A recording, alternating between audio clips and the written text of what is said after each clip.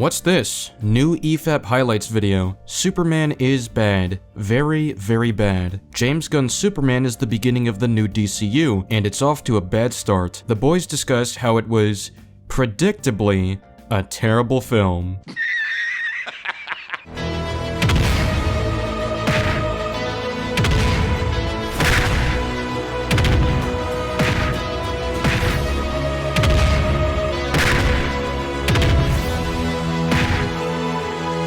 I'm not gonna pretend to be a genius, but I knew this would happen, and I feel like the rest of us did too.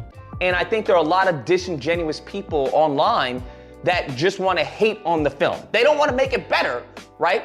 They want to hate on it. So the film opens with a polar landscape, and we got some text on the screen. I'm gonna read the text. 3 centuries ago, the first superpowered beings known as metahumans appeared on Earth, ushering in a new era of gods and monsters.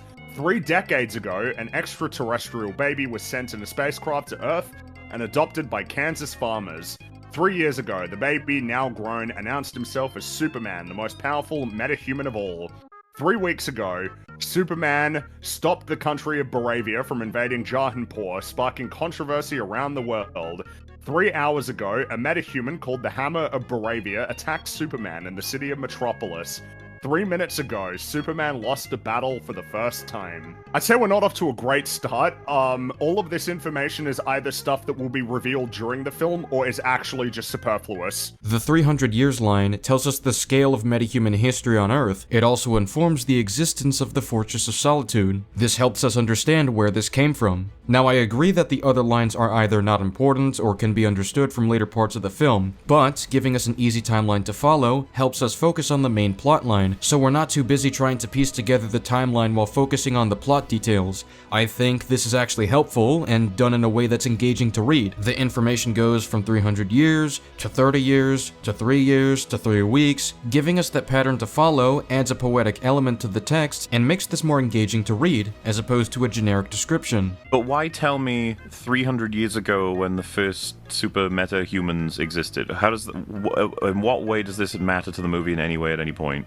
Well, instead of poofing the Fortress of Solitude out of thin air, we have context that Kryptonians were amongst the metahumans throughout history, providing a place for them to study and possibly expand on in the future. It also tells us why they have so much information on the planet, so this is helpful. Four's got some information for us. So Four exposits that he's playing the recording that Jor-El and Lara sent along with Clark, because Clark finds it soothing, but they're speaking the Kryptonian language, so we don't know what they're saying. So Four continues to exposit that the message was damaged in transit, but he translates the first half of the message, which is, "We love you more than heaven, our son. We love you more than land. Our beloved home will soon be gone forever, but hope vitalizes our hearts, and that hope is you, Kal-El. We have searched the universe for a home where you can do the most good and live out Krypton's truth.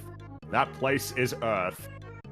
The reason why I say exposits is because it's like, it's just exposition. And well, there's no reason why. Why would this come out now of all times?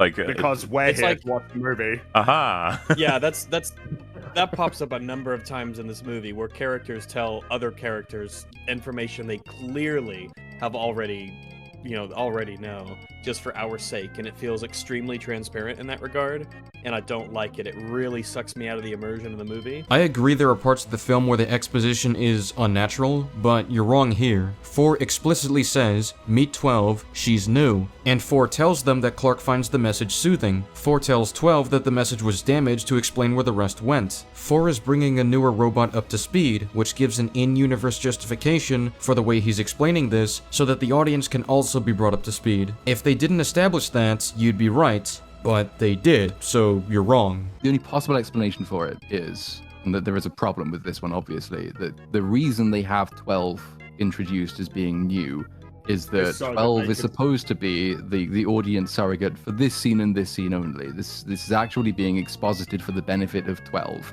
which doesn't work because 12 presumably speaks the language anyway.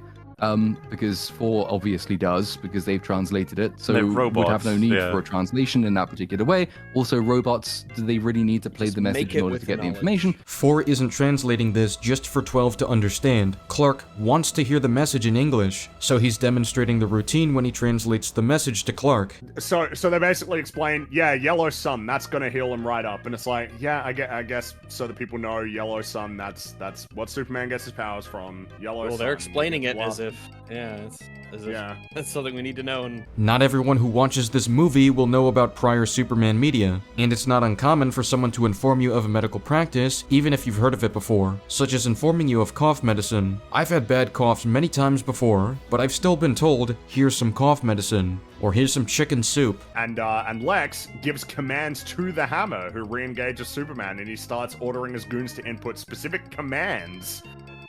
There's different moves that he's got for him that he starts employing, and he uses them to beat the shit out of Superman. Yeah. He kicks his ass.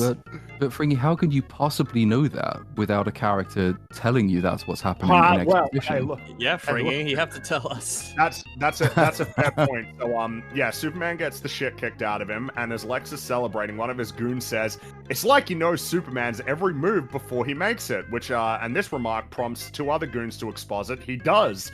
He's been studying him for years. He's developed over 2,500 fight moves for this situation.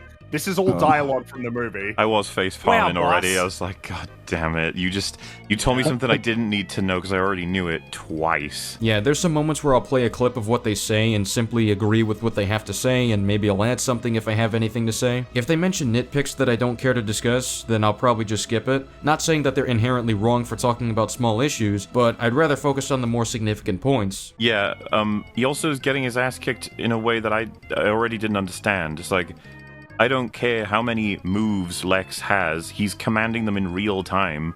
How could he possibly be doing that faster than Superman can fight? That's nonsense. Yeah, Impossible. Superman doesn't need to call out the punches he wants to do. He can just do them. If And they had Superman, told we've been us, told in the opening text Falcon he's never punch. lost a fight before, so he's really good at this. But this strategy can only work essentially if Superman just doesn't react and doesn't try to fight and just Surely- flies into every move it takes. considering the technology in this film, why didn't you just have it so the suit he wears is uploaded with a formula or an algorithm that has now basically gotten the full amount of flight and fight patterns from Superman, a la Civil War's payoff? I suppose that's fair. I think the mechanics are confusing, mainly because Superman could throw a hit or use an ability faster than Luthor could react with a counter command. In order to predict Superman's next move on the spot, you'd have to keep up with him in some way in terms of speed. Well, let me get into the political aspect of it. I mean, especially with what we learned, not too long in the movie. Where are the Justice Gang? They're not here They're this time, sleepy. even though the battle was going for 3 hours. They're sleepy. If it was 3 hours, then there would have been a time for them to show up. So that is actually kind of interesting that they didn't show up if the battle lasted Well, for it 3 goes. hours. That's Their what I mean. It HQ goes is worldwide almost. over Like, there. how does America not have any heroes if they've been around for 300 years? They do have heroes. They have the Justice Gang. And sure, maybe the movie could have explained where they were, but how do metahumans existing for 300 years relate to that issue? Do you think more should exist in the world? For all we know, they do, but we haven't seen them. That's not intrinsically a problem because we don't know the motivations of these metahumans, where they even are, or how helpful their powers would even be in this situation. As for the Justice Gang, I can understand the criticism considering they operate in Metropolis, and this battle has lasted for over 3 hours. So the Hammer of Baravia flies to Fort Kramer. It's a Luthor Corp camp that's set up very close to Metropolis, and he enters a tent which contains a portal device which leads to a pocket universe. Yes, it Yes. does. All right. Would So not that's a thing we're advise that's a thing. multiversal thing. elements in your first movie in the universe, but okay, you go ahead. It doesn't matter if you introduce multiverse elements in your first movie. What matters is if you do it well, like Into the Spider-Verse did. I wanted to mention, by the way, the people working for Lex, I'm guessing he's selected for just people who are pure evil and love money because And they never ask Then questions. And they're have no obviously morals. committing extreme crime in that whole process, but they're also doing treason, like high treason, falsifying a terrorist attack, essentially. Do they care? And do they also care that Well- they're trying to defeat and humiliate the most like protective and wonderful guy who's ever Superman? existed on Earth?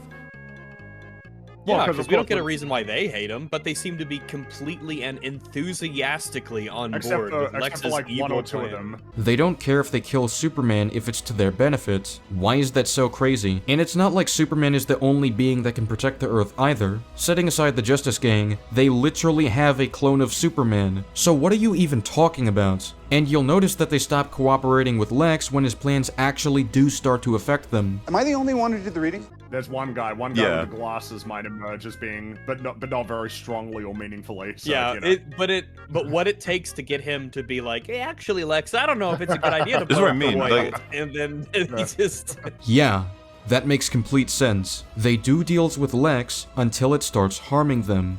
That is entirely logical. And then you got the engineer, who's got a whole bunch of like nanobots that can mean that she can do all kinds of crazy And shit, she used to be including, a as we will person. later see, Meaning, she was a person, just a regular human being. This is world-changing technology that he's just introduced to the government. Basically, like, if you, let's say, for example, lost an arm, you might very well submit for this, like whatever this is, because it turns you into, and it's like, how can this, what are the applications in total? And does this not create, like, the ultimate soldier? Wouldn't many people want to be submitting to Pretty this? much, And if you give this to the government, like, yeah, I can create the Hulk in man form and the T-1000 on steroids in human form, as well as a bunch of the Raptor guy. I was just like, holy shit, man! Like, this is beyond shocking for the government. But no, they all rationalize it on Lex's request, which is just whether or not they should be a security force. Like, I think there are bigger questions to be answered here, but guys. There absolutely could be deals made with Lex, but the movie establishes that they've already been skeptical of Lex from the beginning. They know that Lex would profit off the foreign conflict, meaning that this could be another attempt from Lex to escalate tensions for him to grow his business. The General even says he wouldn't put anything past Luthor, even while agreeing that the Krypton footage is authentic. So why would they immediately entrust him into a business deal? Well, and of course, when you extrapolate that more broadly, it's like, so in our first story in this new universe, we have, through Lex Luthor, the creation of a pocket universe and portal technology to interact with that pocket universe, which we will later find out has the potential to destroy the world. He has literally created an entity strong enough to fight Superman, and the engineer is also capable of fighting Superman, as well as a whole bunch of armored flying dudes. And at It's least, like, man, our power can't believe I'm levels saying this. are but at least the Pocket Universe stuff is something that he's kept secret. But the other stuff, he's introduced to the government. Well, I guess what I'm getting at is that's the point to raise as well. But the other one is just like, oh, so like a human being in the DC universe right at the get-go has the capacity to create all of this insane shit. Lex Luthor is the smartest person on Earth. I'd expect him to be the mastermind behind many of these advancements. We're already at the point where, like, you sit there watching it thinking, I do not know how you can build a franchise off of this, because everything is already spiraled so out of control in terms of power levels, abilities, resources. We haven't really properly got motive even yet, but like if you begin with this level of almost incomprehensible anything goes sludge, what can you do with it?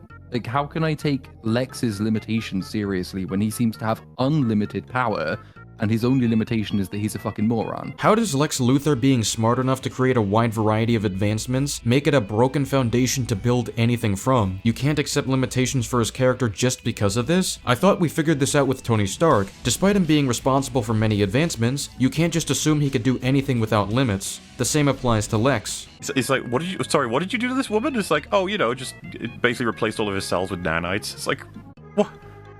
What? what can she do? Anything she can imagine.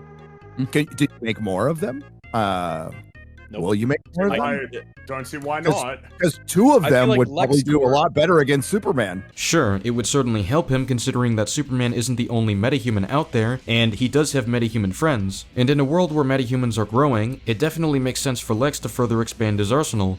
Now, I'm not sure if Supergirl is known by the world or not, though I'll let the next installment elaborate on this. It's just that they've already invented essentially this bottomless bag of whatever they need to have happen through LexCorp, so that if they need this supervillain, boom, it was LexCorp. If they need this piece of technology, boom, LexCorp, and it was there all along. There's no limitations to, like, what can be used by it. I'll tell you what, the excuse for why anything could exist in this world. Okay, can Lex Luthor travel back in time and correct all of his failures in the movie? No, so don't assume that anything goes just because Lex is smart and created stuff. This is such shallow reasoning and comes across as wanting the world building to be stupid rather than proving it's stupid. So you want to kill Superman, we know this already. You've already done a bunch of stuff that is almost certainly illegal, like building portals that can destroy the universe, not just, well, destroy reality, not just like when you make them, but each time you use them, there is a risk of this. Some pretty dark and shady shit has already happened for you to get the stuff you've got. So, you want to kill Superman, and you are not constrained by the law. So, why isn't he dead yet? Because Lex wants to destroy Superman's reputation first. If you kill Superman right away, he becomes a martyr. If you destroy his image, then kill him, Lex becomes the hero who saved the day. That's the reason. Because we're about to go on a whole thing where Lex seems to believe his only constraint is that he needs to get the government's permission to pursue his own private vendetta against Superman. Yes, because he wants to ruin Superman's reputation so badly that the government will give him permission to kill him. You've essentially have this supervillain at your beck and call that can clearly beat the shit out of Superman. Why is there a second act? Why not kill him here? Lex Luthor additionally needs to interrogate Superman in the second act, because the government will open an investigation to prepare for a potential invasion. You can't just travel to universes. You can create them. Create universes. I don't believe, I can believe that Oscorp can make the Green Goblin serum, right? I can believe that, but LexCorp is insane. Then I don't know what to tell you. You have an inconsistent standard. Both of these are impossible in real life, but the possibility of their creations are established rules in these movies, not contradictions. For some reason, it's just an established rule in Spider-Man 1, but it's a contradiction in Superman? Not everything is on the table already. Every single thing that you could possibly have for a universe is essentially on the table.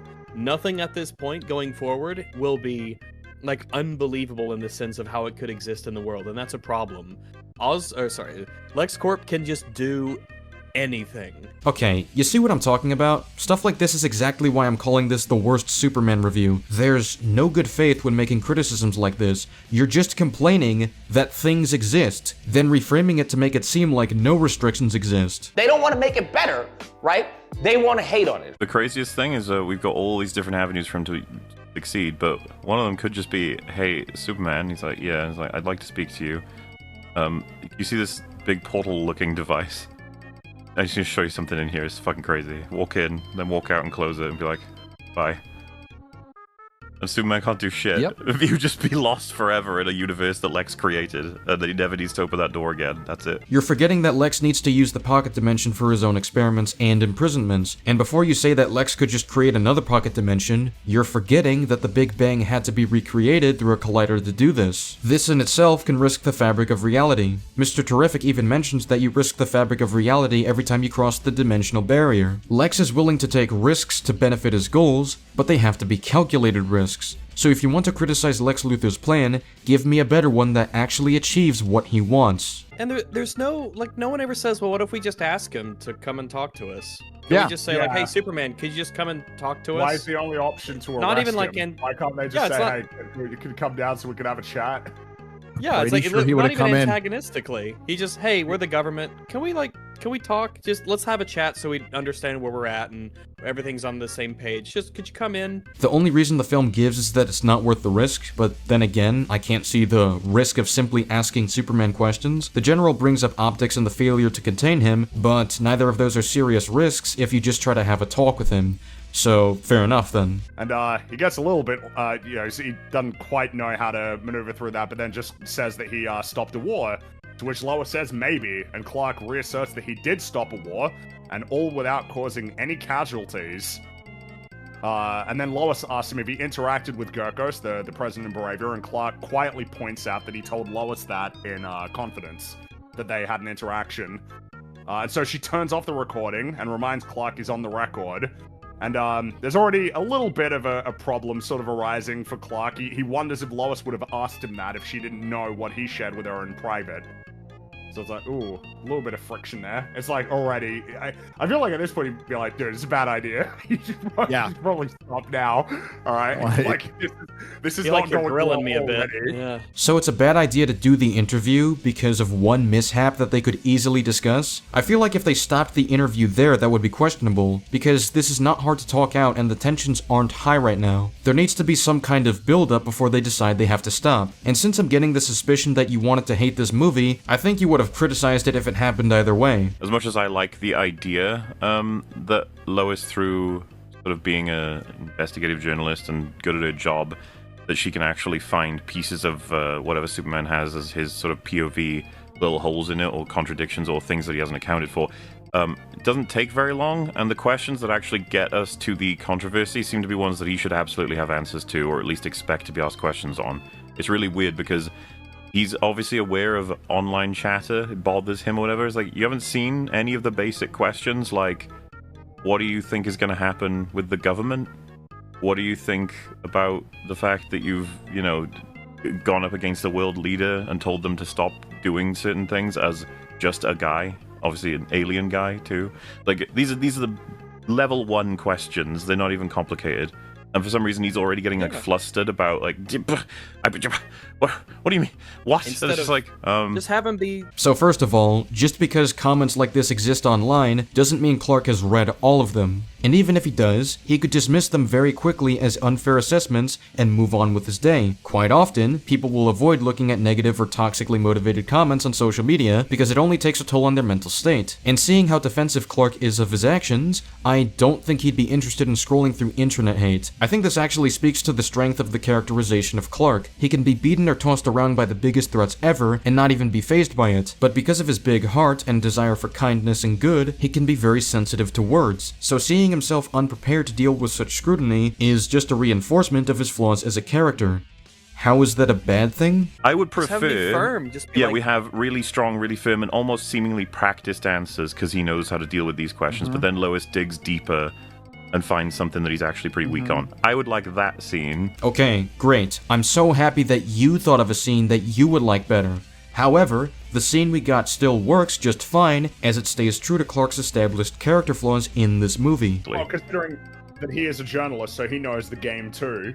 At least He somewhat, knows yeah. how it works. And you're forgetting that there are ethical considerations when it comes to writing stories about yourself, and how that can influence whether the story remains objective or representative of facts. The reason for this is because even journalists will have their own biases, so it's more difficult to avoid them if the topic is about themselves. That's the entire point of Clark struggling to react to criticism despite being a journalist. That's the entire point behind why his own interviews go well, and why Lois's was more of a challenge. As the interview continues, Clark says that he grabbed Gurkos, flew him into the desert, and placed him against a cactus, which Lois labels as torture.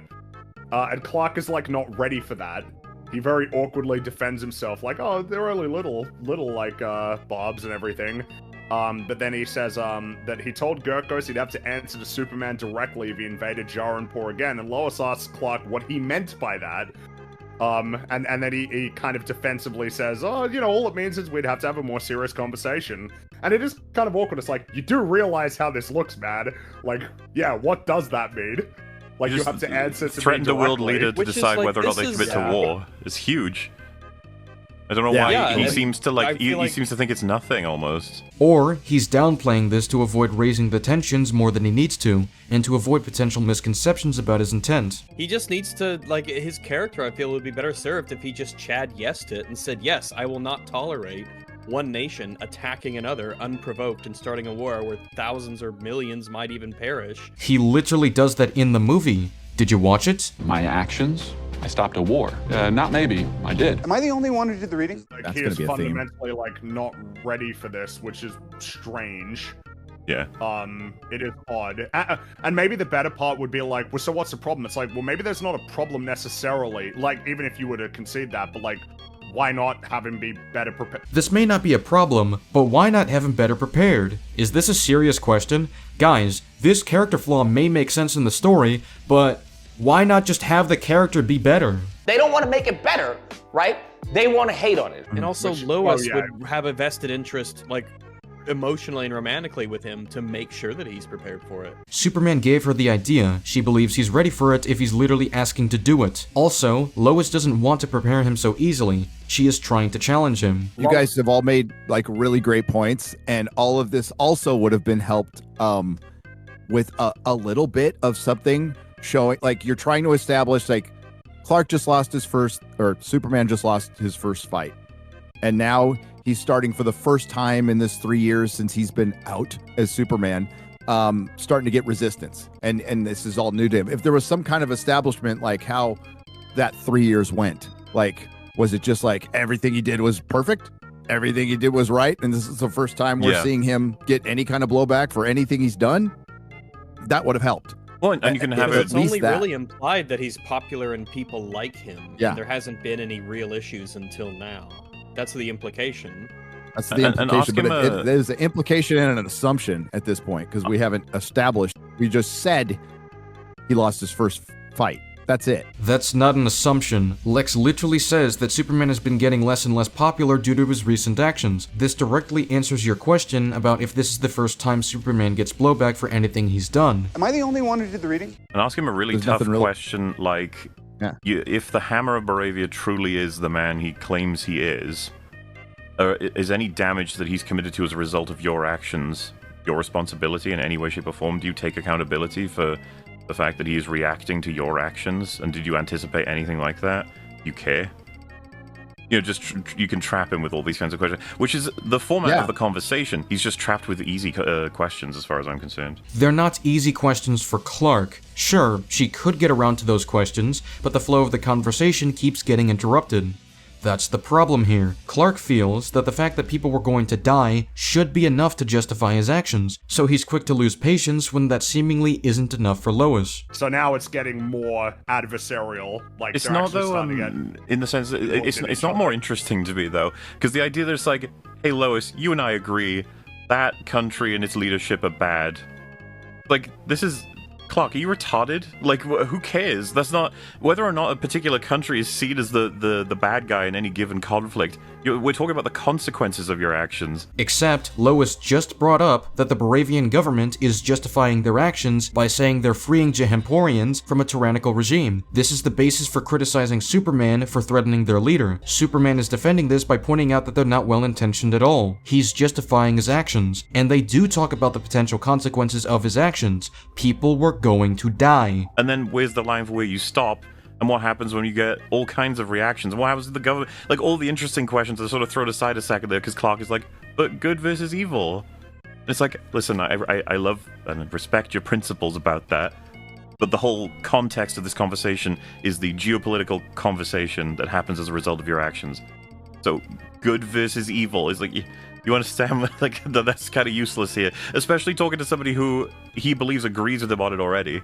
Like, you got to give us anything a bit more intelligent from Clark that he would have considered, anticipated, or is he just going to be like, but they're evil? But that's how Clark sees this situation. Good versus evil. He sees a man invading the country. He sees the need to intervene. It may be a naive and overly simplistic view, but that's what the movie is aiming for. This is consistent with his character, so I don't see the problem. I mean, do you want to play into... You can't really play into his naivety in the first movie, because he is a reporter, a journalist who seems to be quite a good one. Why is it impossible for a journalist to hold naive viewpoints, especially if they are biased in favor of their own view of good? You could maybe have played with this in day 1, day 10 even, month 1. New job at the Daily Planet. Yeah, I just got a new job in the city. Okay, but how experienced is Clark in challenging himself when he can't manufacture the situation to his benefit? Lois hits him with questions that he can't answer easily, which is far different from Clark giving himself time to think about his answers and how to best reflect Superman's image. And while Clark is supposed to be a good journalist, people can still have blind spots due to biases, which applies to Clark in this interview. Yeah, and this is where it flips back over for me of Lois should have some really good responses for this immediately, like citing all kinds of conflicts and how he doesn't involve himself in, like, why would it just be drawn the line of war or invasion? People are dying constantly. There's all kinds of conflicts everywhere all the time. And that's another whole conversation that's super interesting. But she shouldn't even be remotely pausing for this like statement. It's such an easy one. It's like, oh yeah, it's pretty simple, isn't it? People are going to die, therefore I get to do anything I want with planet Earth. Like, do you understand how awful that sounds? Lois moved on from the conversation because it stopped being productive. He literally just screamed in anger. Why would pushing the conversation be fruitful by this point? And Clark says his parents sent him to Earth, which prompts Lois to ask where exactly he was sent, and to this Clark replies, I'm not gonna say that, you know I'm not gonna say that. Which I will say, it's like, yeah, I don't really... Yeah. Why would you ask this? Like, you know... Yeah. Like, you know... Dox he's yourself, not going- Superman. If Lois personally knows Clark won't answer that, then asking the question would help maintain her appearance as a reporter who has no connection to Superman. Well I'm done. not a huge fan of that message is why I do what I do. It's like, slow No, down it's- there, buddy. it's- Like, you'd obviously say why you do what you do is because it's the right thing to do. You've already basically made that argument throughout this conversation. But Well, no, secondly, you've got two parents who would have instilled this shit to you over and over again that you would obviously feel like referencing. But the message would have inspired him to actually be a hero and be a symbol of hope for everyone. Just because Martha and John would teach him how to be a good person doesn't mean he's prepared to be a hero. The message inspired him to be a hero, as it pushed for him to do the most good and live out Krypton's truth through the Superman icon. You know, I will say this whole scene was very disappointing for me to watch. Why It's is just that? weird. Because you are Lex. Let's not even imagine ourselves from the perspective of just a normal person, but Lex Luthor of all people, and he goes in and he instantly doesn't try to engage in dialogue to learn information from the robots, to see what's going on, to see what they know, to ask them questions. This is finally he has uncovered the secret fortress of his arch nemesis. So he uses the computer that would have the most information, as opposed to the robots that he needed to destroy since they were actively attacking them. And by then, they got the dirt on Superman that they needed. Why would the robots have anything more to offer? And he has no idea what the power level of these fucking robots are. He should be staying back. I mean, Ultraman Well, yeah, and the but- engineer will go What in if one of them had a first, gun? obviously. Exactly. well, what if they had kryptonite? They were like, yeah, just in case Superman created a contingency. He found some kryptonite for us that we might need to use just in case. It's like, oh shit. Okay, it's not flawless. It's a missed opportunity because just- we need a reason for Lex to. We still need a reason for Lex to want to kill Superman. We haven't got one yet, and we're not really going to get one later. But Nigga, are you serious right now? Lex Luthor wants power and recognition from the public. He feels that Superman has cheated his way to the top, and Lex remains envious of him. Because Superman is such a hit on his ego, he wants to kill him out of spite, and for his own image to be pushed forward. He literally explains it in the scene. I can't stand metahumans, but he's so much worse. Superman. He's not a man, he's an it, a thing with a cocky grin and a stupid outfit that's somehow become the focal point of the entire world's conversation. Nothing's felt right ever since he showed up. Am I the only one who did the reading? I just can't fathom the idea that Lex has no reason to want to kill Superman. It's like if I told you that Green Goblin has no reason to want to kill Spider-Man. Hydra has no reason to want to kill Captain America. Kingpin has no reason to want to kill Daredevil. What are we talking about? They don't want to make it better, right? They want to hate on it. what exactly is it, though, that causes someone to sacrifice their humanity to stop Superman? We haven't seen the why of it. There's nothing particularly in the world that makes you think, yeah, whatever he's done, that's so bad that I'll willingly deep throat nanites until I can become Cyborg Woman. I don't really understand I would where the just view do that comes because from. it seems awesome. This is what I mean. They did not explain this very well. Because I don't know why this wouldn't be adopted by the government as a program for military, but also for health. It looks like it can make you immortal, baby. It can certainly cure different problems you may or may not have. You can just create your own limbs at will. I don't know why this. You don't have to buy a car. Exactly. You have your own You don't have to custom get on a train. jetpack. I mean, it'd be so handy. You can watch movies in your head. But like, It'd be awesome. having Nicholas Hoult do that whole, explanation of his issue with Superman as it currently stands, and being like, nothing's felt right since he's showed up, and that's the end of it. And then the character just be like, also she's here. Let's throw in her motivation. It's just like, I know Lex. Oh, whenever you have a character say to another character, it's like, I already know that. It's like, you should probably think of why.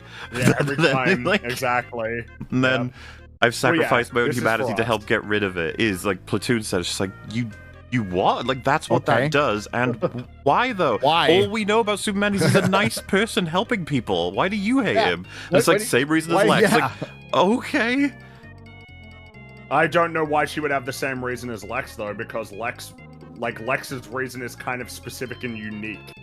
Well, that's kind of what I'm getting at. They haven't given us talking about anything. more general sense. Isn't that yeah. like the most we Lex get out of her for Luthor- character? I have a mixed response to these points. First of all, yeah, the engineer is very flat as a character, and doesn't seem to have a motivation of her own, which kinda strikes me as cartoonishly evil, considering she's willing to sacrifice her own humanity for something that accommodates Lex's envy towards Superman. Now, as for applications for the government, medical field, and whatever applications come to mind, Lex Luthor only recently presented this to the government, who already doubts his intentions. I think it's reasonable to infer that while these creations from Lex stand out, they'd want to ensure they can trust him first before applying this on a larger scale, and given the events of the movie, they can't. And there's a news reporter who's like, yeah, the Justice Gang are here, and the Justice Gang is comprised of Guy Gardner, Mr. Terrific and Hawk Girl, and they're funded by Max Lord. It's like, bro, what? Like, why would you need to say who they are? like this. No one knows who these people are. They came out of nowhere. In this world, everybody has to know, how these superheroes are funded. Yeah. Yeah, and who they are exactly. It's like, come on. But they don't. Yeah, but they're not saying that in the sense of like corporatized superhero things. It just comes across as clunky. It's meant for me. It was very clunky. As I sit in the seat, I sit in the theater seat, the line was meant for me, and that annoys me, and few things will destroy my immersion more than lines that I recognize are specifically meant for me. Okay, this is fair. It's yet another example of those lines that don't come across as natural. And the kaiju falls backwards onto near a bunch of people, but Superman narrowly stops it from crushing them. It's like, man, that's... Jesus. That's a bit awkward. I was lucky. Wasn't there to catch it. It's lucky that Superman responded to the situation accordingly. I have no idea what they're getting at here. I mean, you missed out the funny part. It's like, there's 7 researchers or something, and that's what Terrific confirms. He's like, those researchers would never say it's real unless it's real. It's like, what? No, that's not what he said. He said that he knows these people personally, and he's aware of the forensic process to verify the validity of the footage. That's why he knows they won't say it's real unless they are sure. And Rags does bring up a point, which is, how the fuck do you translate Kryptonian? How do you do that? How do you decrypt it? You have no reference to use it. You have no reference you don't to the have. language. Oh man, way to begin with this, you know? They do have a reference. The robots can translate between Kryptonian and English, so the computer and the fortress must have the necessary references for translation. It's the same reason Batman knew Spanish in that other movie you didn't understand. How does anyone confirm the source of the data that Lex provides? How can Lex they? said he got it, and computer guy said it's real. Whatever the fuck that means. You just, Yeah, 7 experts They from put the it on a government. hard drive. They hand it to Dr. Truth, and then he says, "Oh wow, yeah, it does say what you said."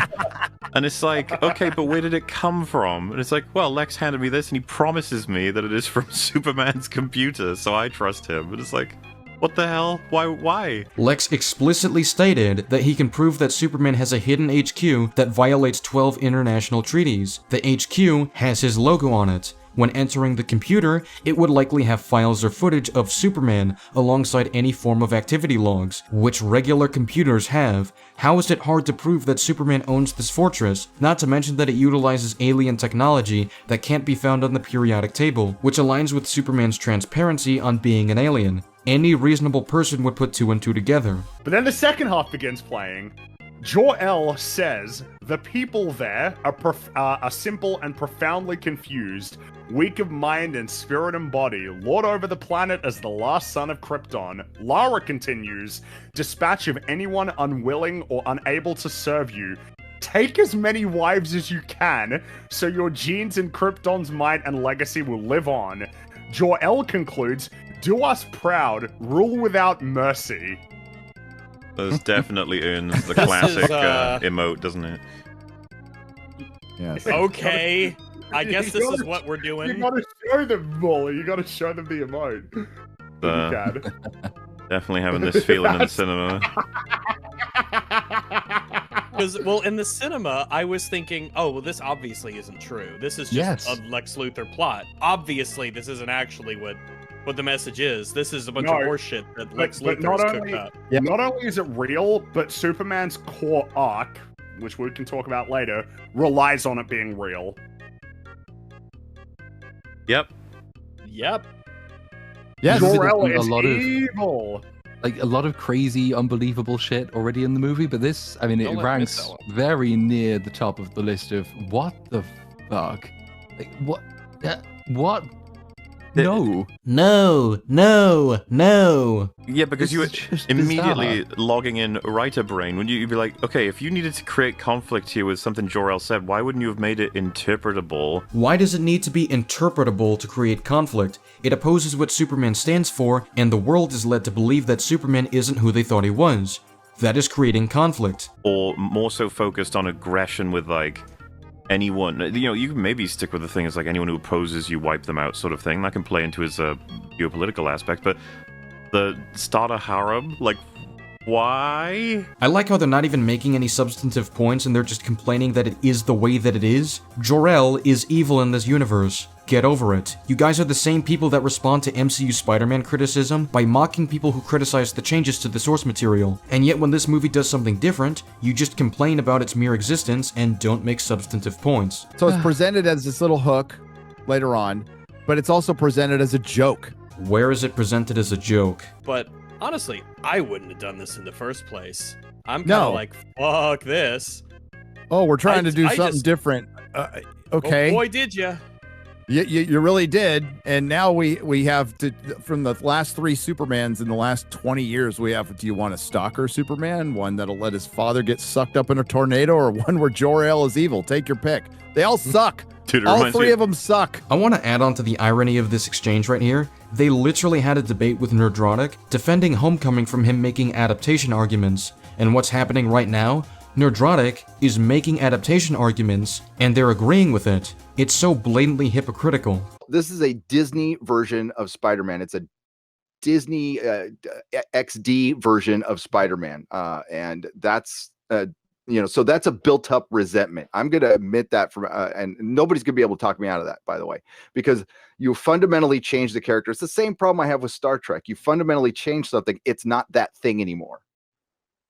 Spider-Man label. They don't even use the right logo, so they got a couple things right in Homecoming. I'll admit that, but for the most part, the character is completely wrong. So you'd say It's it would be completely wrong. unsuitable to label him Spider-Man? Yes, because I'll get into particular criticism. There's one big one I have that actually people argue with me on, but I can't stand it. Yeah, that's okay. It So really takes me out would of you film. be partial to the counter that I would say you're right? He is not the Spider-Man from the comics. He is the Spider-Man from the MCU. Gotcha, fuckface. Yeah, I understand that argument, but you would think that the MCU would be the one place to get him pretty close to right, but it Right, did a but better job. what is right? I'm done listening to you, my dude. Such great Why options. did you do this? No. Look, it's like it's not bad because it's different. I'm just saying, man, when you think about like Jor-El's speech and the 87 version, the original, sorry, when he's talking about humans' capacity for good and you showing them a better way and this really noble ideal of what the Kryptonian way could represent, and it's so awesome and it's just a great voiceover. It's just, man, when I think about that compared to this, and it's just, I don't want this. Well, I I'm think just saying, I do not yeah, want this at it's all. bad. So Rags opens up by saying it's not bad because it's different, yet he proceeds to highlight the differences, and then uses that as a basis to complain about what we got. Are you serious right now? They don't want to make it better, right?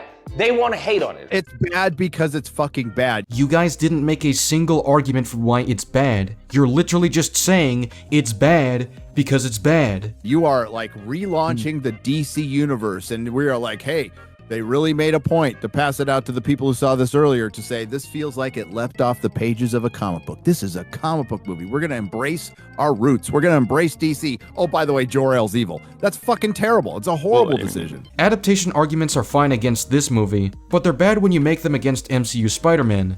Make that make sense. And to just be really fast here, I don't think this is only, like, if this is the only Superman content that existed worldwide in all of time, I still don't think this works, because, first of all, it doesn't match the first half of the message whatsoever. The tone and, like, the instruction, they're completely fucking different, almost like they were deliberately built that way to subvert the audience and Superman himself. Secondly, why would you, on that point, why would you want to like command him to do such good and great things and simultaneously say, kill all who do not serve you, spread your seed, rule the weak without mercy? Because that's what they see as doing good. For context. Well, so that is interesting, You're having right? to rely on a lot That of we're that not stuff. going to do the origin because we know you're going to draw it from other media, but simultaneously we're going to break some of the most commonly culturally understood elements of Superman. It's like, Sorry, yes, they do rely on us knowing basic parts of Superman's origin story, but they still allude to it in a way where we can piece together the basics without any other media. And when the changes are made, they show them. Yeah, Okay. this happened all the time with like the MCU stuff. If something baffling happened, you'd not uncommonly see someone say, yeah, well, it happened in the comics. But then the obvious rejoinder is, yeah, but like, how much of the rest of this story tramples on the comics? This is not the comics universe. Oh my god, the DCU is not the comics universe either. It is the cinematic universe. It is telling a Yes. different story. You mean like what the DCU is doing as well? So you can't say, well, I'm going to rely on comics knowledge for 1/25 of the information in the movie. That's not an accurate guide. And you And just need this to is say, well, the- how much of the foreknowledge am I supposed to bring into this at this point? How about you stick with everything they confirm in the movie? And it goes back to like the are you going to be Hitler or are you going to be good thing we brought up at the beginning. It's like, this is not a moral debate, and I already know what his answer to it is going to be. Like, it's the more evil you make the alternative, the more obviously he's not going to take the evil alternative. You could have done something like the message reveals that people might be resistant, or humans need to be guided, because humans, we've seen what they do. They're destructive. They are their own worst enemies. They will need somebody powerful to guide them through. And then the moral debate becomes, do you as Superman use your tremendous power to rule the earth, or do you have trust in humans to rule themselves better? Like, it's a subtler point, but at least you can make a good argument for each case. Just because they didn't go with the dilemma you wanted doesn't mean it's less functional. The point of the twist isn't to make Superman conflicted on if he should listen to his Earth parents or his Kryptonian parents. The point of the twist is to facilitate Clark's doubt for himself and what he represents. Can he still be that symbol of hope people need him to be? And he realizes that his choices matter above all else, and that's ultimately what wins back his trust from the people he wants to inspire. Arguably, even with this horrible decision with Jor-El, like, Superman doesn't really deal with it. You would think that would be a crisis for him, but he's more upset about getting canceled, right? And then he's bummed about it, but they don't like really get into anything in depth in this at all. I'm getting really tired of talking about this part of the movie, but what a reductive and borderline dishonest take. Superman worrying about the public is not solely about getting canceled. Superman wants to represent and inspire good. He can't do that if the public hates him. And you also have to consider that Superman approaches people in a very friendly and down-to-earth manner. He loves the people of Earth, so the idea of them being heartbroken by their beloved hero is something that would get to him. And he has an entire conversation with his father about identity, struggling with his sense of who he is. Seriously, what are these criticisms? Hey, it was fun, guys. I wish I could stay for the whole thing, but I appreciate you having me on today. Goodbye. Superman goes into a building. Everybody's mad at him. They've all turned on him instantly. It's kind Instantly. of like a bit There ridiculous. There is no skepticism whatsoever from humanity that this person that they have regarded as a very good, like, savior of humanity who stops wars and saves people. No, the news said that actually he's super evil and he wants to take over the planet, so now we don't like him. First of all, there is skepticism amongst the Daily Planet, and there's even a guy who trusts Superman to hold his phone and says this can't be for real. Now, I do think they could have done a better job showing the split amongst the crowds, but to say that there was no skepticism whatsoever is false. We also shouldn't forget that Lex Luthor is a highly renowned and respected figure, even if he's not on the same level of Superman. As far as many are concerned, the skeletons are out of Superman's closet, but not Lex's. That's why they turn on him after he gets exposed. Then you'd be like, yeah, but that's what the movie's about. Podcast, and it's like, oh, shut up. I mean, people can see his actions. How many? He's been is operating for how obviously not long evil. as Superman? 3 years. Come on. That just Come goes to show on. the depth of his deception. Okay. What's so bad about that? There are people out there who do get exposed for serious crimes despite their public activity convincing the world that they're trying to do good things. Why is it inherently nonsensical to believe, or for Lex to spread the narrative, that Superman only does good to gain the world's trust? And then Hawk Girl wonders, oh, how was Lex able to obtain the message? At which point Superman realizes, like, oh shit. I mean, fuck. There's only one way to get the message. It's kind of, I know he's got a lot on his mind, but it feels like it would be pretty easy to figure this out immediately. It's like, how could he get the message unless he went there? And the first thing he does when asked this question is go back to the fortress. How is it unreasonable that he first goes inside to process what he just saw, and as soon as he does that, he gets interrupted by the Justice Gang members and they have a conversation about it, which doesn't take very long because it soon results in him returning to the fortress. How is this unreasonable? Big monster attacking the city out there.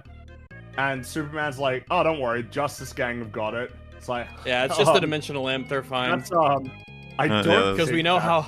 Pretty disappointing. Because we've already established how much they care about the civilian population. Really. Yeah, we haven't made it concerned very about clear that they kind of don't care that much at all. You mean like when Guy Gardner shouted at them to clear the area before he engaged in combat? Also, they made it very clear that they already know what the threat is due to experience, a dimensional imp. You know, something known to be a small devil or sprite. The implication is that the threat is so low that the powers amongst the Justice Gang make it impossible for them not to contain it. It's like if Iron Man, Thor, and Vision failed to contain, let's say, the Lizard in one area. That's not happening. I wouldn't buy it at all. And I wouldn't mind Spider-Man relying on them to deal with it after being exhausted and keeping his mental health in check. Just not if he's told that there's no Avengers there to help and that the only help they have previously failed to prevent the destruction of another world. Anyway. Man. I take it you guys are against Superman leaving Gotham to Batman and then trusting he can deal with his villains. I mean, it depends. That is what we said. I think that, yeah, it's just... It does depend on the scale of the threat. If it's just petty criminals and stuff, then... The point went over your head and you don't even see it. You're fine with letting Batman deal with petty criminals because that's fodder to him, but when the film presents it as if the dimensional imp is so weak compared to the Justice Gang that they can contain it effortlessly, to the point that Superman doesn't think he is needed, you, for some reason, have a problem with it, based on some fabrication that the Justice Gang doesn't care about civilians, even though the first scene with them shows them caring about civilians. I mean, Superman's gotta have a life. And if Darkseid invades, then yeah, I'd expect Superman should fucking help. This isn't Darkseid invading. What an awful comparison. I do find it a bit awkward that Lois says it's a dog. It's like, it's a dog. Yeah, it's a dog. You want to help a dog? Especially yeah, that struck me as odd. Yeah, it's just a dog. It's like, no one says that. Yeah, I guess that line is a bit strange. I think a more interesting conversation would be Lois questioning the practicality of this, entertaining that this is potentially what Luthor wants Superman to do so he can trap him. Clark's plan, so this is probably worth noting, so Clark's plan is he's going to turn himself in because he can't think of any other way to find Crypto unless they maybe take him to the same place that they took Crypto. That's his plan. Not a great one. No. I would say. Okay. Well, give me a better plan. That is his plan. With trying alternatives because you have no idea what you could be walking into. Turns out he's walking into the worst nightmare possible. So you don't have a better plan. Got it. This is something worth considering when criticizing whether a character's plan makes sense or not. Obviously, you want to consider the context of how the character behaves and what their goals are, but you also need to consider what other options they have. Superman, someone who is willing to sacrifice himself to save anyone, would commit to a high-risk plan just to save one life. Could this be a trap? Yes. Would Superman not try to save the dog just because of that? No. This is the best shot he has. There's no other plan he could commit to. Well, yeah, because it seems like Clark gets blindsided a little bit by what happens, which is that he's actually being handed over to Lex Luthor. Like, he's not being taken in by the government, he's getting, because they've now contracted Lex Luthor's, Planet Watch, they're going to be in charge of the situation. Which, I mean, obviously, it does lead him to where, Crypto is, but it's just like, yeah, this is a weird plan, man. You're lucky it worked. Let me try drawing a comparison to something they praise to see if this clears it up. As I understand, these guys don't have a problem with Zemo's high-risk plan of infiltrating the facility in Captain America Civil War. Sure, Zemo could steal paperwork and forge documents to make him appear as the correct doctor, but this plan would fall apart if anyone knew the doctor personally or had enough of a connection to realize that something is not quite right about his face and report it to the authorities. This plan is risky, but it's the only way for Zemo to get the information he wants to split apart the Avengers. And you would understand the decision as a necessary risk to achieve what he wants. The exact same could be said about Superman here. So the next day, Superman is very aggressively arrested by Ultraman and the Engineer, and Rick Flag tells Superman he has no rights as an extraterrestrial, because he's inherently difficult to detain. The government has outsourced his detention and interrogation to Planet Watch, Lex Luthor's group. And so they take him to that fort By the on the way, beach and put him in the pocket. I will universe, say, yeah? this is, I think that's not at all how the government would treat Superman. By technicality on him being from Krypton, they'd be like, you don't get any rights.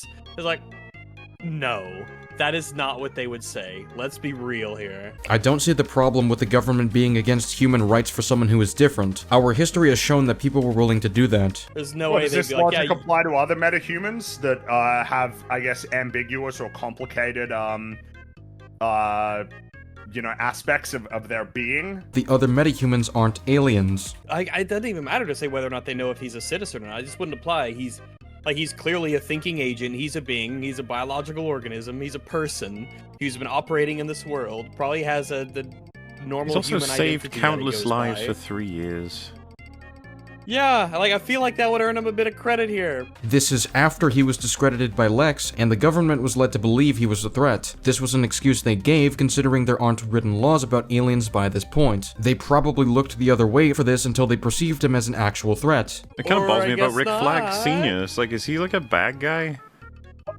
He says sorry to him. He says he's sorry about this. So I think that's meant to be like, see, That's all we got. he's not a bad guy. Yeah, that's it. He just says, like, I'm sorry about this as he gets taken away. Which means that it's not ultimately up to him, but he still has to play by the rules given that it's his job. Also, And when they then made the apparently decision to outsource the detention, do you think at any point they said, "Hey, Lex, you said you can imprison Superman. Tell us more about that. Where are you going to put him?"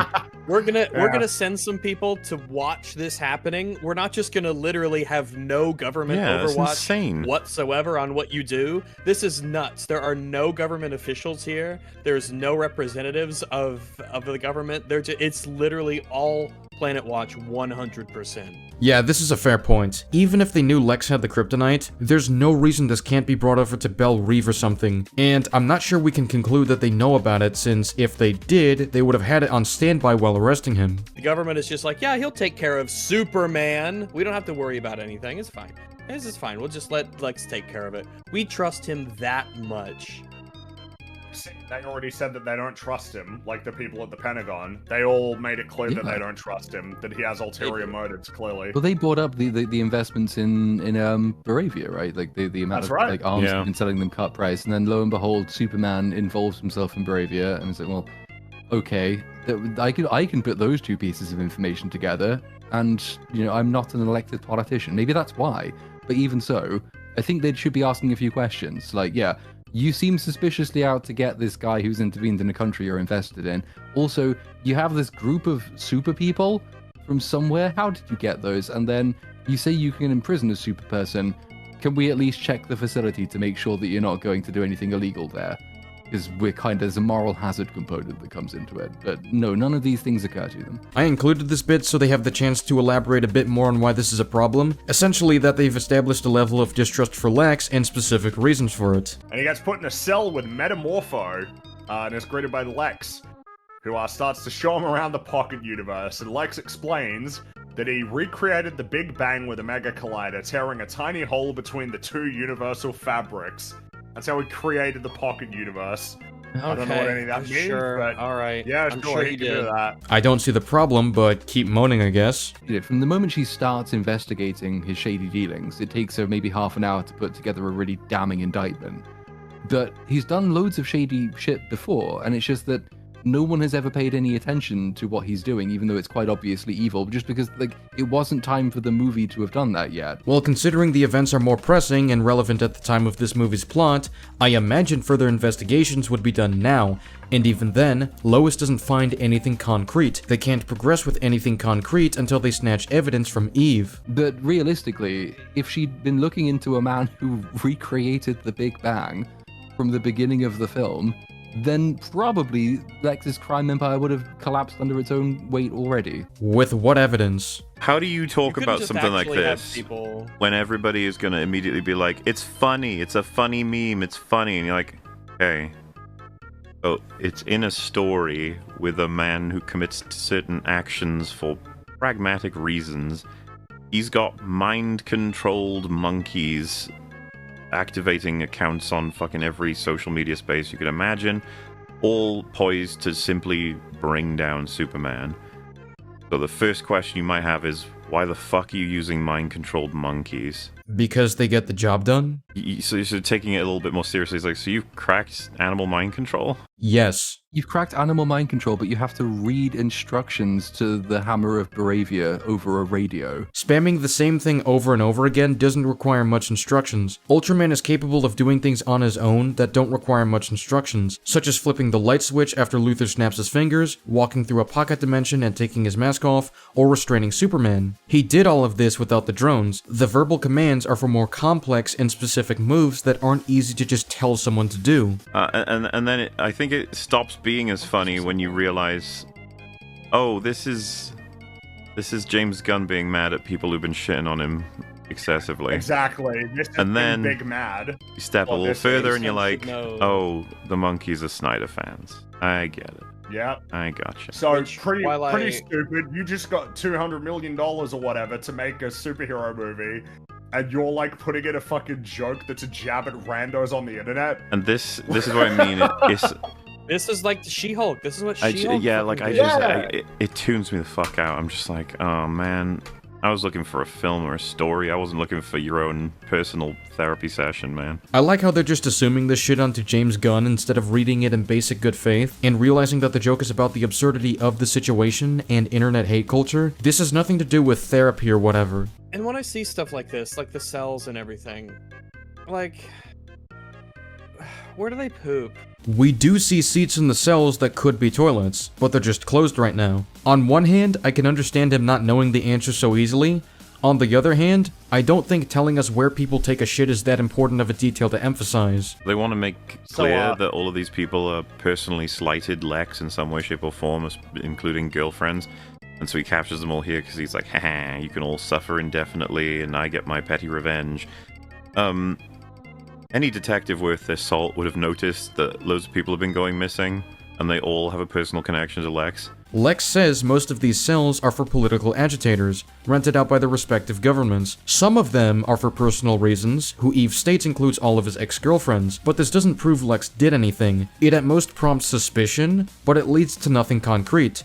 As for the others, there are a variety of reasons they could be here without having ties to Lex. If someone wrote a negative article about someone Lex does legitimate business with, this could prompt Lex's actions despite not having a connection to this person. If someone not connected to Lex wrote a praise article of Superman, Lex could imprison them, both out of spite and to reduce the praise Superman gets. Creature Commandos has established that Batman does exist in the DC universe, so what's Batman up to? Being a shitty detective, I guess. What is he supposed to figure out? How is Batman supposed to know that Lex Luthor kidnaps people, then shoves them into a pocket dimension when he has no concrete proof of either? Please explain that. It's crazy too, it'd be like, oh, Lex Luthor might have been kidnapping people. It's like, Lex Luthor, the guy who can create immortal Hulk men and machine women, who's also trying to get... I don't even know where to begin with describing this man in this universe, you know what I mean? Notice how they didn't cite any concrete evidence against Luthor? It's crazy how they keep insisting that Batman is a bad detective and can't show any concrete proof that he would have access to, so they mention random facts about Luthor that don't amount to concrete proof against Luthor. They don't want to make it better, right? They want to hate on it. Guy asks Lois how she knows Superman, and then starts talking about his hypno glasses, which he believes help Superman conceal his secret identity, which he just very casually discloses to Lois's Clark Kent. Okay, it's not flawless. Yep. The bigger problem, though, is it's not that they're obviously just memeing on the glasses thing. It's that, obviously, as Lois points out, you shouldn't be just giving this information away to people you don't know who he really is. He's just too trusting. And how long has he been too trusting for? Like, he's had years with which to do this, and there's nothing to stop people asking him these questions. If he's this loose-lipped, everyone should know who Superman is, because this is not going to be the first time he's spilled the beans. Now, this is exaggerating the issue. The reason Lois found out is because she specifically said she already knew. I don't think that's a great reason, but when people ask Guy Gardner questions, they're not going to say, I know who Superman is so you can talk about him anyway. Nobody would say that to him. And even if he believed one person knew, a lot of these interactions are around other people. Guy would be conscious of that. So Lois says that they should go and save Superman, but none of them really want to do it at all. It's like, Jesus, alright, yeah, wow, guys. Even though, if they were the ones who saved Superman, boy, that would make them look pretty powerful / good / respected if they're the ones who, uncovered some big plot to capture Superman. Think of the fame. Think of how good that would make them look. The fame and the potential that comes along with that. You're forgetting that Superman is under major heat right now, and this could very easily backfire. This could actually get them charged for treason. They could potentially be seen as accomplices to Superman's plot to take over the world. Why would this help their image? Lex is there with Gurkos, and they've abducted Malik, or Mali, I think his name is. It's the guy who helped Superman to his feet after the fight with the hammer of Baravia. So Lex begins interrogating Superman by playing Russian roulette with this fella. So he fires once, nothing happens. He then does it the second time, and the gun fires and it kills him. And we got to talk a little bit about the nature of tonal balance. So this very nice man who helped Superman and loves Superman has just been shot in the head, and Superman is howling in agony because of this. Metamorpho is even feeling some guilt over this, and Lex is like, that kind of ended quickly. They're doing a joke about how, Russian roulette, it's always sort of cinematic, but, there's always a possibility that it could just go off on the second round. That's not a joke. Lex casually shrugging off how he took a life in front of Superman with a light comment is meant to show what a monster Lex is. He's devoid of any empathy or remorse for his actions. He wouldn't hesitate to do it again. That's the point of the scene. To show the ugliest side of humanity in front of Superman. To challenge his belief in everyone. But I think Rag's question is actually the first and most important. Context. I'm going to bring someone that Superman definitively cares about, even though he cares about all life, pretty much. I'm going to threaten to kill him, and in exchange, I will get answers out of Superman. It's like, threaten to kill him, but you won't, right? And he's like, well, I might. It's Russian roulette. Why the fuck would you be using Russian roulette?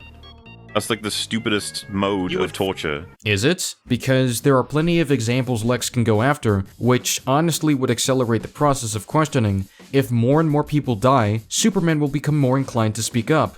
Actually putting a bullet in the gun shows that Lex isn't messing around and that people will actually die if he doesn't cooperate. What are you doing? Fake it. You wouldn't you'd put a fake round in the bullet or in the chamber or something. You'd fool Superman into thinking it. Superman can call that bluff easily. He's probably thinking the same thing you are. Why actually play Russian roulette when the first shot could kill before he gets an answer? But since the shot actually goes off and Lex says a solution to that will be to get more people, this will convince Superman that Lex really means business and will not hesitate to take a life to get what he wants. And so when they click, he's just like, oh, lucky this time, lucky this time, and the pressure would eventually get him. You get or 6.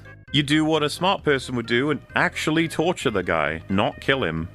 Just torture him in front of Superman. He has more people he can do this to. He's not limited to one guy. For me, a lot of people said this is one of the best scenes in the film, and I was like, it's fucking stupid. I guess Lex makes a huge mistake for no reason. And he even admits it was a mistake because he doesn't understand the odds of 1 out of 6. He knows what the odds are. He's not confused by the result. He's using this tactic to scare Superman into thinking he'll grab a bunch of people over and over again until he breaks. That way, Superman knows for a fact that it's not just one person who is at jeopardy if he doesn't speak. It's multiple. What does he even really need or hope to get out of this from Lex's perspective? So that's really another understand layer. the point of this. He's doing this because the government want him to do it. He's not allowed to kill Superman. He has to get information first. I was like, just kill him. You don't have any... There's nothing stopping you because, obviously, if anyone wonders, is Lex really willing to break laws? It's like, yes. Yes. Abso-fucking-lutely. Over and over again. Where do you think they currently are? Secondly, what do you think is going to happen if he was to shoot Superman in the head with a fucking kryptonite bullet, or do whatever? He can kill him in all kinds of ways because he has kryptonite. What's going to happen? It's like, the government say, hey, Lex, what the fuck? You killed Superman? Be like, yeah, Superman tried to kill us. We had to. We had no choice. Yep, and all of us people will corroborate it, and they'll say, we had to. Okay, you should have just made this point because this actually makes sense. If Lex isn't actually interested in these questions, and he would have killed Superman by now if it were up to him, then I don't see why Superman is still alive. Even after killing Superman, they could have Ultraman pretend to be him, and have him plead the fifth on every question. If he refuses to cooperate, then Lex will just proceed to killing him. Obviously, alarms should be blaring. There should be some kind of recognition to Lex, like... One of the Justice Gang is destroying our fort that houses your portals that, emergency, basically. This is catastrophic. In fact, it could be evidence that we're getting exposed. They might know something and that we need to run, like, code red sort of thing, Yeah, he's right. Ultraman and the Engineer would have shown up very quickly if they were properly alerted. Can we talk about how the fact that they're going to this portal, that's just in a tent? That's where they keep this portal. That's It's just in a tent on a beach somewhere. Okay, it's not flawless. Something that is, of course, worth talking about, because it's actually something that Guy Gardner brought up. Which I guess Mr. Terrific decided he didn't agree with. These guys are contracted by the government, so, like, Mr. Terrific has just essentially attacked a whole bunch of people who are working indirectly for the government, with all of the potential ramifications of that, but, like, we don't really care. Well, I guess Max Lord can take care of that. Well, considering what they learn about the pocket dimension and Lex's schemes, I don't think the law is going to be on their side for this one. Yay. So, we're back in the pocket universe. Metamorpho's really sad about that guy's death, and then he asks Superman if he can save his son. Bit weird, though, isn't it? Considering he's surrounded for who knows how long by all these different people who have on the daily been tortured. Presumably some have been killed. All the difference is made when some guy is killed in front of him, I guess. Okay. This is the breaking point. Makes sense. And then, of course, like... I guess. Yeah, I hope that's not serious. I mean, Fuck that. I don't know. It's certainly convenient that this is where it breaks. Maybe Malik was just that much of a Chad that it just broke Metamorpho. Be a hero. Yeah. The difference between before and now is that Metamorpho wasn't the direct cause of someone dying. This is the first time his actions directly led to someone dying. He didn't even know this would result in someone actually dying, but now he is given the knowledge that Lex will keep killing more and more people if he continues. You just would have thought there would be some it's protocol to prevent anyone from accessing the portal with unrestricted, and it's like, yeah, you just hacked into it, and you're like, there's not even no signal sent to anyone anywhere about this happening. Okay, it's not flawless. So Metamorpho says he can't make a sun, but he can make something kind of like a sun, and so he starts to create a fucking sun. It's so funny. I can't make a sun, proceeds to make a sun. It's kind of like a sun because it utilizes the same elements needed for it, but it's not the exact same as the sun for very obvious reasons. They're calling out, and nothing's happening. And Metamorpho creates a mini sun. Superman gets powered up, punches the way out of the cell. Well, he makes a second mini sun. Flies over to flies over and then saves the sun. And all of the time it's like, but there was a guy. The whole point was that there was a guard there. Yep. That was gonna kill him if you did anything. Yep. You did lots of things for like a good minute. Yeah. Like, why didn't he do anything? I agree with this. Basic security measures for the prison would have stopped this from happening. And he starts bubbling up, and they're like, you gonna splash us? And he does splash them with acid, and they fall down, presumably to their deaths. And I find it a bit awkward. It's like, what are you gonna do, splash us? It's like, dude, that's what he does. He makes, like, shit. Like, chemicals and elements and things. Like, why would you be like, haha, that's silly. Okay, it's not flawless. Clark he says he's gotta head back into the pocket universe to save everybody. Pity they didn't think about that before the doorway was, closed up. Because now they don't have any responsibility. Maybe it's not the best idea to move everybody out at the same time, since any of them could die in a combat encounter and for disobeying Lex. This made Metamorpho, his son, and Crypto the priorities. They're currently being targeted. They break them all out at the end of the movie when there's a clearer and safer window to do so. Also, Mr. T, you want to bring in some help now? Like, yeah, now that you've actually established properly, you want to call Guy, you want to call... Yeah, call Batman. He exists in this universe. Well, yeah, hey, literally everybody with bordering on the end of the world. Yeah. Okay, it's not flawless. She wants to spend the weekend with Jimmy, and he really doesn't want to. Which, again, feels a bit awkward when there's a thing that he knows about Superman that you would think would make him extremely invested in basically doing everything that he can to make sure that Superman is safe. This was yet another example of James Gunn getting in his own fucking way. It's like, no, you don't have to put a joke everywhere, man. What would be in character here? She says, okay, but you will go out with me on the weekend. Somebody goes, yes, yes, yes. Instead of being so reluctant that it creates an argument where she's like, "Oh, Jimmy, you're so mean to me," which he is quite mean to her. I will say. He is kind of a He jerk. doesn't treat her well. Yeah, I didn't like Jimmy very much in this movie. Everything we need to know about him on a personal level is basically told to us the first time we see him, and he's either a running joke or a plot device in this movie. And I agree, him arguing about spending the weekend while Superman is in a pocket dimension is pretty bad, and not even a funny joke. If you're Lex Luthor and you know that you have all these top secret plans and you've drawn your name on a map because that's what villains do, would you be comfortable with a random ditzy woman just taking selfies all over your office? Okay, it's not flawless. Basically, no matter, it's pick your poison. Either it's profoundly lucky that she took a bunch of selfies next to all of the evidence, or she was simultaneously smart enough to do that, but so stupid that she allowed herself to essentially be captured and put in the pocket universe. I don't think she knew what she was taking photos of until later, though it is worth noting that she is minimally cautious enough to account for the fact that Lex watches her through the street cameras. This is a precaution she takes with Jimmy because she is constantly aware that Lex throws his exes in the pocket dimension. Also, the only reason Eve stays in the relationship with Lex is because she's kinda being forced to. She tells Jimmy that Lex makes a point to remind her that all of his exes end up in the pocket dimension, which means that every single time she's in a room with Lex, she knows in the back of her mind that if she makes one mistake with him, if she crosses him in any way, he's gonna come after her. So it seems both lucky to me that this plot development happens, and she's lacking the level of caution that she regularly uses.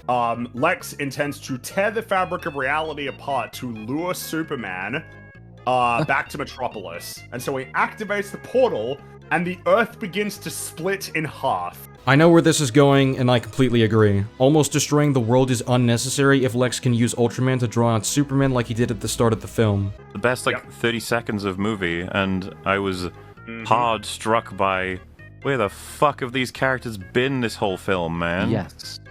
Yeah. They should have been in the movie more, goddammit. So they're talking about Clark's parents here, and I think it's fair to say that you would have wanted more screen time. I definitely wanted more screen time with them, but at the same time, I do think they fulfilled their purpose. As much as I do like the performances and I like the message and I like the idea of the thing, it's still slightly undermined by how ridiculous Superman's alternative is. Because you would have to be pretty stupid to say, well, because 100%. I thought I came to do good, and then my real dad told me to go and make a harem, and now I'm not who I thought I was. It was like, obviously, any sensible person just says, well, fuck that, no. Yeah, that's why he never listens to Jor-El. The reason he's struggling with understanding himself is because he has for years told everyone that he was sent here to do good, but that turned out to not be the purpose for sending him there. It taints his ability to be a symbol of hope and inspire people to be better. If anything, his symbol now plays into everyone's fears and arguably makes the world a less inspired, less accepting place. His father helps him realize that he's overthinking what all of this means, and all that matters is the choices he makes and how they'll define him in the long run. What does it mean to say that this is an arc? I will keep doing what I've always done, but I will be happy about it again, because now it's going to be filtered through my parents on Earth who are actually good, rather than the parents who I thought were good but were evil, but that didn't stop me from doing good things anyway. He does good things in the moment, but his confidence in what those actions will achieve is what worries him and where he grows from. Superman doesn't want to just save the day, he wants to inspire people and encourage everyone to be better. If they reject Superman, how can he be an effective symbol of hope? If they continue to live in fear and distrust, what kind of decisions will this lead to, and how many people will be affected by it? Choosing to live in fear and distrust is what allowed Lex to rise to power, and have an excuse to imprison and kill Superman. Can Superman really look at himself in the mirror, and what he represents the same way, if this is his legacy now? Because of what he was originally sent here to do? I think Clark's character arc brings in many interesting questions that Jonathan Kent helps him find the answer to, so that Superman can believe in what he represents once more, which will in turn allow the world to do the same. It seems like you're heavily downplaying the work the story does for Clark's character. Which only draws a spotlight on the fact that they should have been considered more than Jor-El anyway, and his instructions. Of course they should. All They're the he had ones that was one specifically message from raised them, him. and they raised him. They would have instilled all of these values for certain. Clark never said his Kryptonian parents mattered more to him. He said their message is why he does what he does in relation to being a hero. And also to essentially present him with a thing that it feels like he should have given some thought to. Your choices define who you are. It's like, yep, Did he ever, you know what I mean? Like, so we're to conclude that Clark was going through several years of his life not really thinking that. He thought that what defined him was a message he received from his parents, who he later found out were evil. This ain't strong, guys. Like, you know what I mean? Clark knows that his choices matter the most, and he didn't say that the message defined him. Again, you're misreading what he meant when he said the message is why he does what he does. It's not why he's a good person. It's why he decided to become a superhero. And as he's preparing to leave, Mr. Terrific, with one of his T-spheres, tells Superman he needs him in Metropolis immediately, otherwise there won't be an Earth to save, because the dimensional rift is expanding and heading straight for Metropolis. And then we get one of those sort of things. Metropolis is being evacuated. Everybody's getting out of Metropolis. It's like, oh yeah, everyone. This We is like learned a our massive lesson. city. Sure, it's fairly illogical how fast this evacuation is done. The plan that countered the shit out of the minds of Lex Luthor plus the Engineer plus Ultraman was Superman going up real high and then down. That's Really how he fast. won. Yeah. And they didn't realize this was his plan until about a couple of seconds before they hit the ground. That's a fair point. I'm gonna add on to this because why not? They didn't bring this up, but while Superman was getting choked by the nanites, why not have Ultraman do this to Superman? He's dead straight away if they do that, and they don't have to wait several minutes for this to take full effect. So again, I ask, why did he only have one Ultraman? Why not create more than one? Yeah. If it's have so an army of simple, so Ultramen. easy. The thing is, you borderline beat Superman with one Ultraman. Imagine you had 3. He'd be dead. Yeah. I guess I could make the argument that having more than one Ultraman creates difficulty in control, so now you have multiple you need to keep track of. Though on the flip side, this could be remedied by having them serve as backups in case more are needed. Seeing that it's a big universe out there with metahumans and aliens, it doesn't hurt to come prepared. Is there any reason why you can't? Because Metamorpho, when he does the acid, like, he loses part of his matter. So, presumably you can detach parts of Ultraman. And also, Lex Luthor is evil. He wouldn't care if he was maiming somebody. Is there any reason why he couldn't just get Metamorpho to create kryptonite, extract the kryptonite, give it to Ultraman just as like a knife? Oh, no, not Ultraman. Give it to the Engineer as like a knife, and then just use it to just kill Superman. Okay, it's not flawless. The idea that you need to create some big narrative to do it as well, it's like, not really. No. Let's say you also create Ultraman, go to the Fortress of Solitude, just wait until Superman comes back and kill him. Yeah. And nobody will know. Nobody will ever know that Lex was involved. He can just win. Just easily, Superman just without stopped any showing up. plan to take down his reputation, to get the government on his side. None of this is necessary. It's not necessary to kill Superman, but it's necessary to satisfy Lex. He doesn't just hate Superman because he's alive, he hates the love and attention that he gets. He's envious of it. So why would Lex kill Superman out of the blue without destroying his reputation? That would make him a martyr. That would actually character assassinate Lex Luthor, because this ensures that Superman would be remembered and respected as a hero. Why would he want that? That goes against his entire ideology. None of it is even helpful in his ultimate goal of just proving that he's better than him. It's relatively easy. He wants to prove to the world that he's better than him too. You can't do that if he's a martyr. But then it's also established, again, the fundamental irony is when he says, brains beat brawns, he's sending instructions to a brainless clone to punch Superman. So, Yeah. in every conceivable way, brains are not involved in this plot. Dude, what he's In order for Lex Luthor to create Ultraman and create a system to give him commands, he needed to use his brain to do this. So I'm dealing with Metropolis opening up a portal gateway crack in that's destroying the entire city, that is at risk of causing a black hole that would destroy Earth. Do you mind going to the war and making sure nobody gets killed over there? And Guy Gardner said, yeah, sure, man. That's what I'm supposed to Because think we're happened. friends. And then, of course, you'd be like, on one end, Guy Gardner would be like, no, I'm gonna help you save the planet instead of dealing with a relatively small war that we can even go to after if we needs be. Secondly, why would I do whatever you say? And then thirdly, obviously I'm not going to that country to solve that war, because that would be fucking insane. We are a privatized corporation's set of heroes that are American-based. We can't just fly over there and wipe out one side of a war. That would be even more controversial than you doing it, which we've already agreed upon with the criticism of. So there's all of that, right?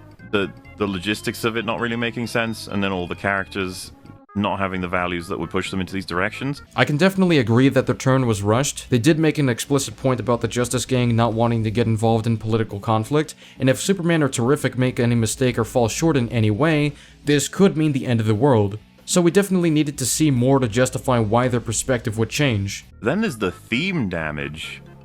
What in the world am I supposed to take as an idea or a message from this film when in the opening they're saying it's complicated whether or not Superman should act in any given circumstance?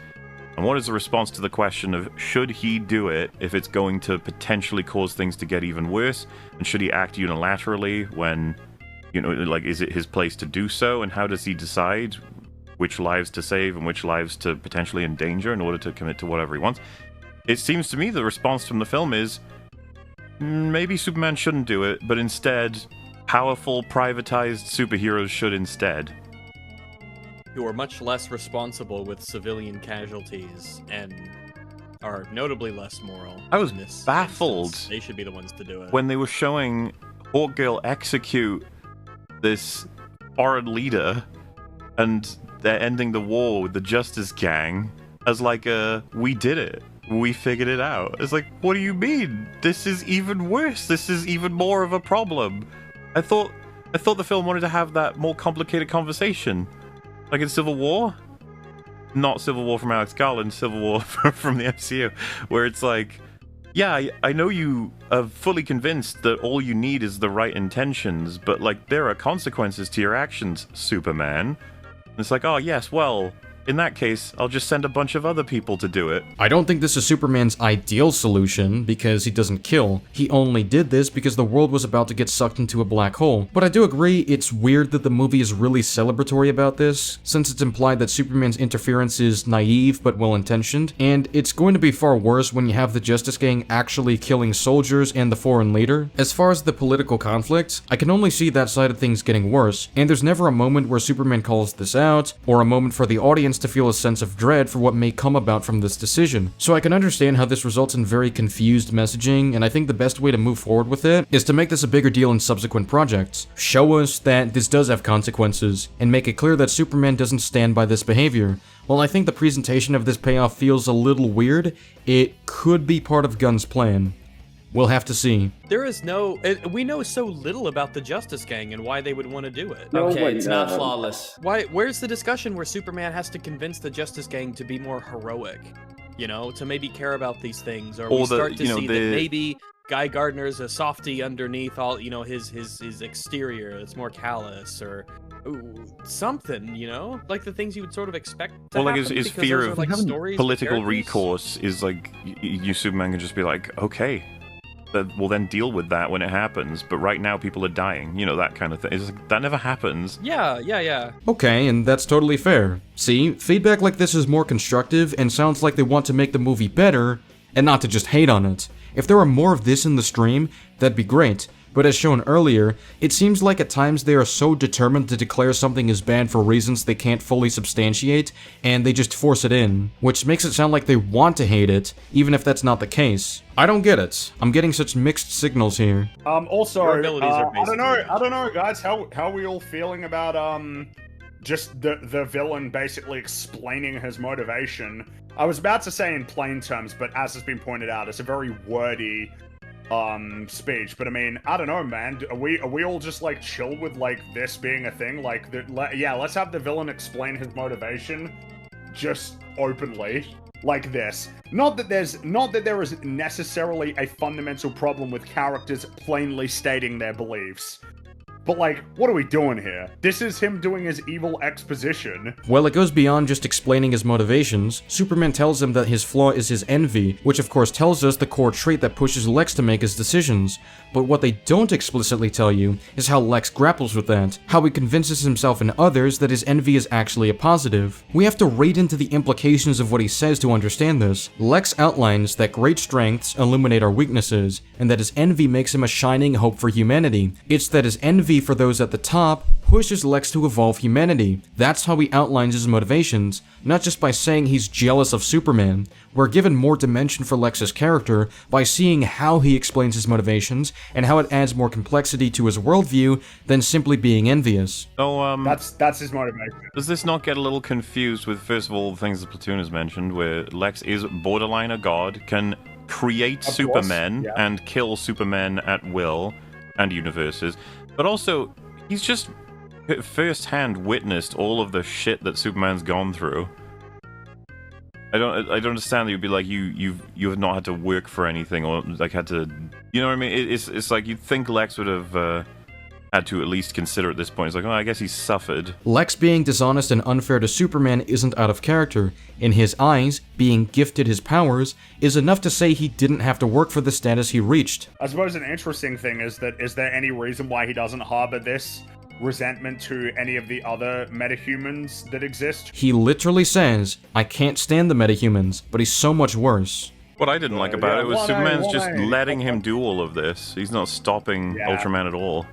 Fight back, you fool. He's trying to give off the impression of being defeated so he can catch him off guard and call Crypto to eat the drones. Well, people love all of it. So they love the teeth hitting the camera, and they love the big spin with the laser, which doesn't kill any of them. They all just fall to the ground and kind of like, you see them, they're just like, oh man, that hurt. And it's like, man, I feel like one of them's dead.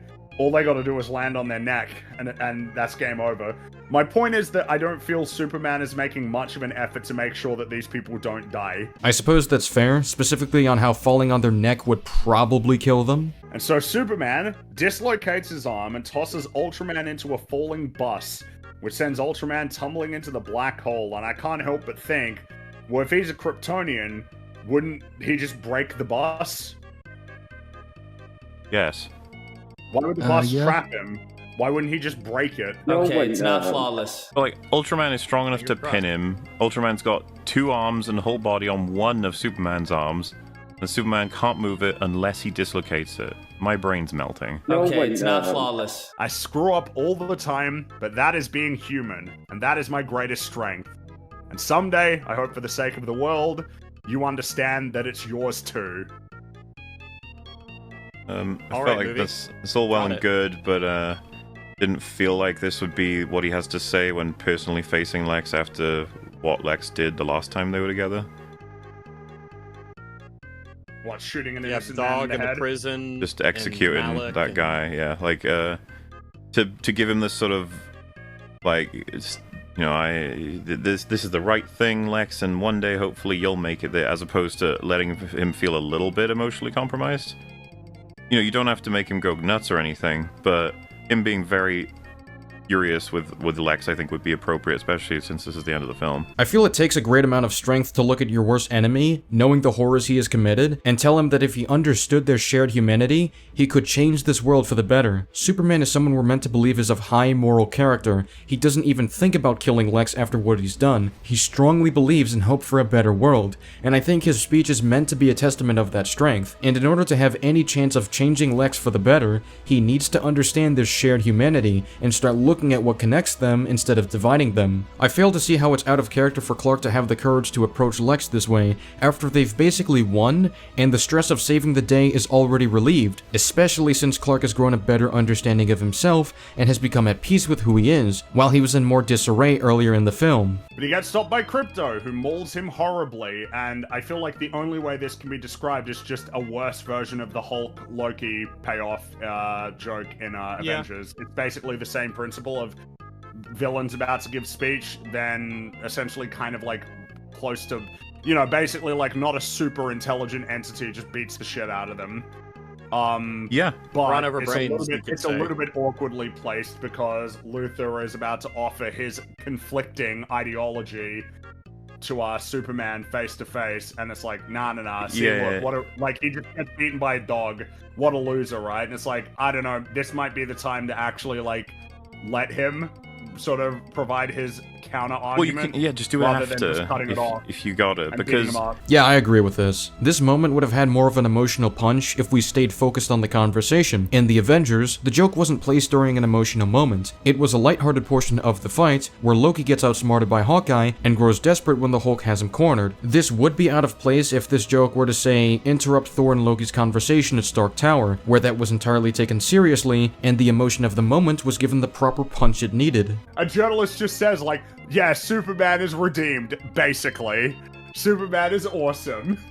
It's just, it's the second time and probably the worst of the two times when, like, inconvenient timing. If your city has been torn apart by an interdimensional fucking whirlpool, black hole, crevasse thing, I don't think people are going to be reading, oh, businessman slanders a superhero. I don't think that's going to be top of people's agenda at this moment. I mean, the two stories are tied together. It's a developing story, and the black hole is part of it. This gives context for the black hole situation. Kara, Clark's cousin, is very drunk. And she has come to the Fortress of Solitude to find out where her dog is, because Crypto is her dog. And so Crypto launches towards her and starts slamming her into the ground so hard that the floor shatters, and it's all a fun meme. And then they leave, and I think she says, thanks for, like, looking after my dog, bitch. And that's her gone. Which is not exactly the most interesting thing if your next movie is going to have this as your main character. That's not how I would have introduced it. Yeah, Consider me you've given me virtually nothing about her, and I don't want to see her ever again. All because of one scene that sets up her character? There's nothing bad about the scene or anything, just immediate dismissal? Okay, then. Another good actor in a role that they could be really well suited for, but James Gunn is writing them, and so they won't be. So, it's bad because James Gunn wrote it. Awesome. Such a sign of good faith. I suppose something to note that's a little bit awkward is that Clark exposits that Kara likes to go and party on planets with red sun so she can get drunk. Seemingly doesn't make much sense that she is drunk right now on a planet with a yellow sun and is strong enough that she's getting slammed into the floor. Why is she drunk? She's superpowered now. So she probably just got back from space and is still feeling the lingering effects of the alcohol. Like, well, that's... Or maybe she was really insanely, ridiculously drunk, and now she's just only a bit drunk. Yeah, that's what I'd assume. And of course, we alluded to it a whole bunch, but this is what we're talking about. He knows Kara, and so, depending on what we learn about her history and how much she knows about Krypton, did she know that that Clark's parents were evil? Well, did she get instructions too? Or she came in the same... Did she get evil instructions from her family? We're very close to being fucking this movie's lore with whatever they decide for hers. I would say we're pretty much guaranteed. I was originally not going to play this because it seemed like a concern rather than a criticism, until he said this was guaranteed to be a problem. We don't know that yet. Did you travel forward in time to see this? They don't want to make it better, right? They want to hate on it. Thor asks Clark if he wants to see footage of his parents because he finds it soothing, and Clark says that would be nice. But this time, a whole bunch of home videos of Clark living with Jonathan and Martha are displayed throughout the fortress. And he smiles as he's watching all of this, and it is baked in the glow of the sun. And that's the end of the movie. Kind of a nice sentiment or whatever. Yeah, that's the thing. Nice sentiment. I'm glad that when he said my parents, it showed the Kents. It's just for this to be a significant change, I need to have any reason for why it wouldn't have been the case the whole time, which I don't. When he listens to the Krypton message, he's trying to remember what motivated him to be a hero to begin with. It's not that he doesn't consider the Kents to be his parents or that he never looks back on old memories of them. I assume that's how he has the photos and videos of them to begin with. He just changes his routine to the montage instead because it reminds him of who helped him believe he can still be that hero. So, that's the end of it. Yeah, I'm not convinced this is a bad movie. Is it a significantly flawed movie? For sure. I think it suffers from major plot issues, some tonal issues, and some dialogue issues, but the character work is rock solid. The thematic elements are generally strong, and the acting is excellent for the most part. Some of the criticism I can understand, but most of it just comes across as bad faith and generally unfair. But as Superman said, screwing up all the time is part of being human.